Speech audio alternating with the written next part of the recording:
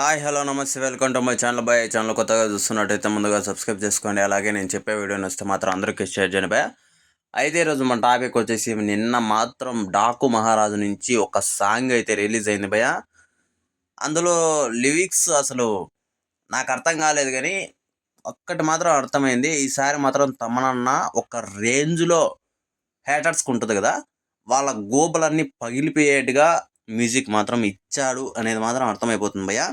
నేను నిన్నటి నుంచి ఇది ఎందుకు మిస్ అయ్యా అని చెప్పేసి నాకు చాలా బాధ వేస్తుంది. ఇంకోటి వచ్చేసి అసలు తమనన్న తప్ప బాలకృష్ణ గారికి ఇంకెవరు కొట్టలేరేమో. అప్పుడెప్పుడో సమరసింహారెడ్డికి, చెన్నకేశవరెడ్డికి కొట్టిన మ్యూజిక్ అలాంటి సినిమాలు ఇప్పుడు మళ్ళీ అలాంటి మ్యూజిక్తో వస్తున్నాడేమో, దానికంటే భయంకరంగా వస్తున్నాడేమో అన్న టైప్లో తమనన్న ఇస్తున్నాడు భయ అవుట్పుట్.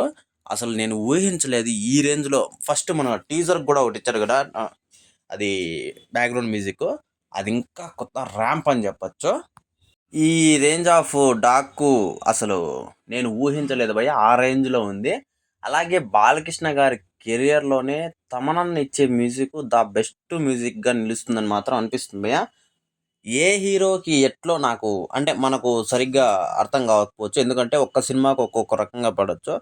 కాకపోతే తమనన్న మాత్రం బాలకృష్ణ గారికి ఏ సినిమా అయినా కూడా ఆ రేంజ్లో పడుతున్నాడు. అసలు అఖండ సినిమా నుంచి ఒక ఊపుతున్నాడు అని చెప్పచ్చు. ఇప్పుడు మళ్ళీ అఖండ 2 కూడా రాబోతుంది.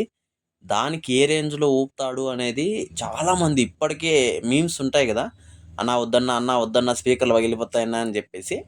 నాకైతే అది వేరే లెవెల్ అనిపించింది నిజంగా. ఇలాంటివి చూసినప్పుడు నాకైతే సినిమా ఎప్పుడెప్పుడు వస్తుందా చూద్దామా అని చెప్పేసి 12వ తారీఖు కోసం ఎదురు చూస్తున్నాం భయ్య, జనవరి 12వ తారీఖు కోసము. అసలు డాకు మహారాజ్ అని చెప్పేసి టైటిల్ కొంచెం వెరైటీగా ఉన్నా కూడా సినిమాలో ఆయన గెటప్ చూస్తుంటేనే వీర మాస్ లుక్లో అనిపిస్తుంది. ఇంకా వేరే లెవెల్ ఉండబోతుంది సినిమా అని చెప్పేసి. మళ్ళీ మనం ఒక లెజెండ్ అఖండ లాంటి సినిమాలు చూస్తామనిపిస్తుంది భయ్య నాకైతే.